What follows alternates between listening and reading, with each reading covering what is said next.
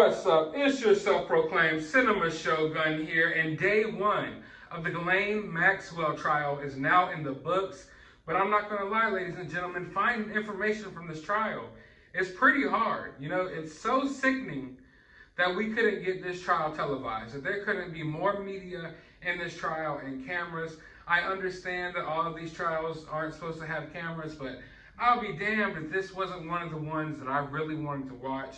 And I felt like it's important that just society as a whole got to watch this trial. But of course, day one of this trial was muffled out by all types of other big news stories that just so happened to have to drop today. But have no fear, I am here with some of the highlights from day one. Now, I want to read you the opening statement from the prosecutors, but keep in mind, I can't say a lot of these words on YouTube, so you're going to have to fill in the blanks. I'm probably just going to say the first letter of what these words start with. So without, waiting any longer, let's go ahead and dive right into this so we can get a better idea of what's actually happening inside of the courtroom at this trial. I want to tell you about a young girl named Jane. Jane was introduced to a man and a woman at camp. The man described himself as a donor there. What Jane didn't know then is that man and woman were predators. Who was that woman targeting young girls for SA? It was the defendant, Maxwell. She helped normalize AS conduct. She put them at ease, all so they could be emmed by a middle-aged man. There were times when she was in the room when it happened. They go on to call Maxwell and Epstein partners in crime, often targeting the daughters of single mothers.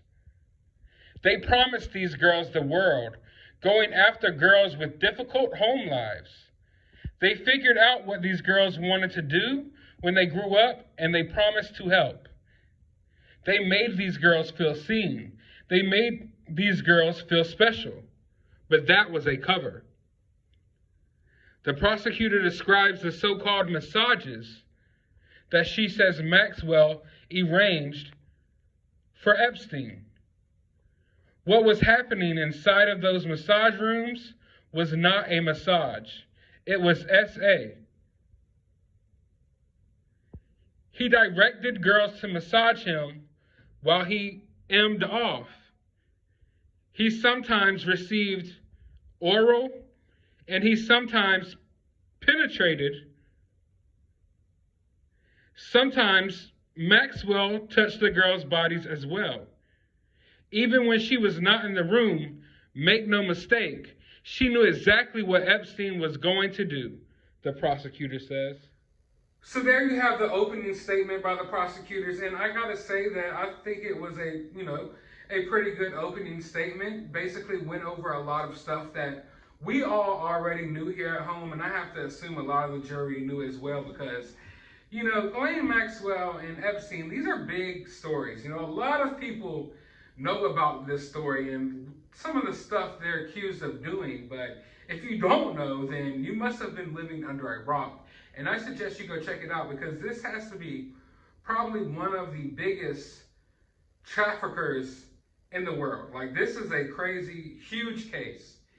And like I said, I enjoyed the opening statements. Didn't say too much more than what we already knew, but what I found interesting is the defense.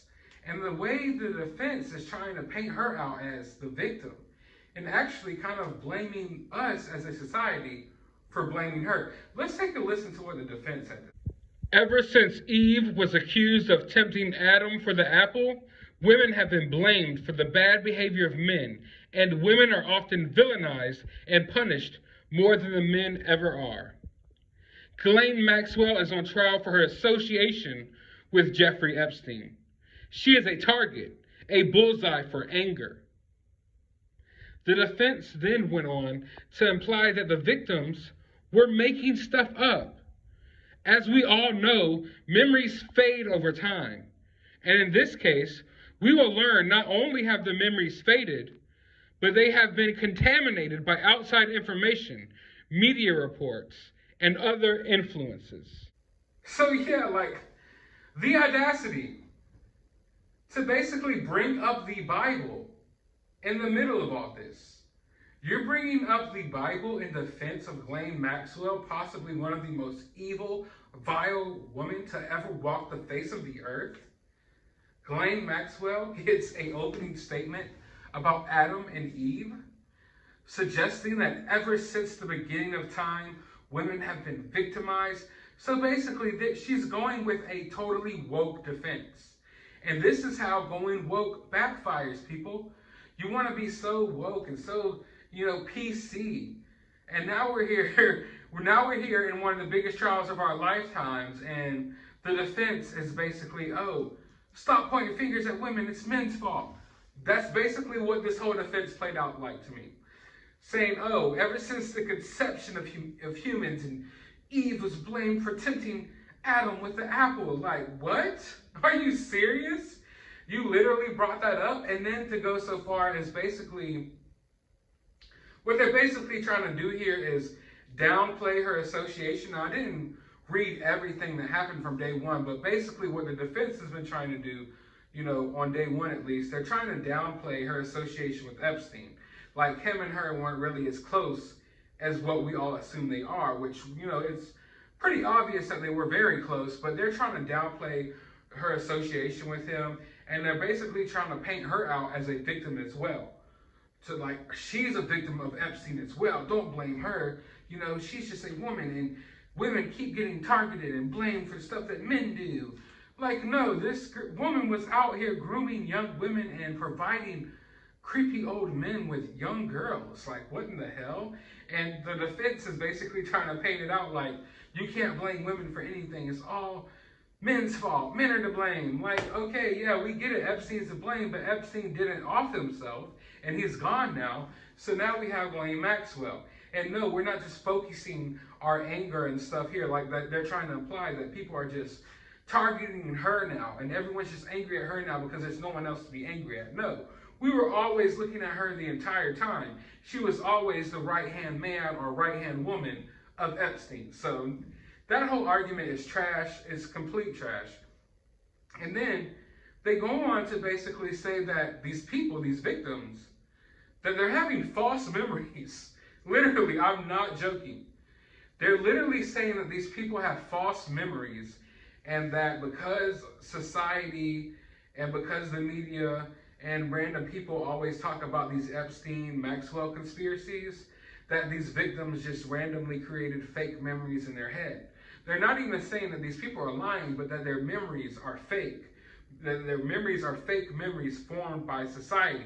And they're basically saying that it's society's fault that Maxwell is on trial right now because society ran with all these narratives that are actually true.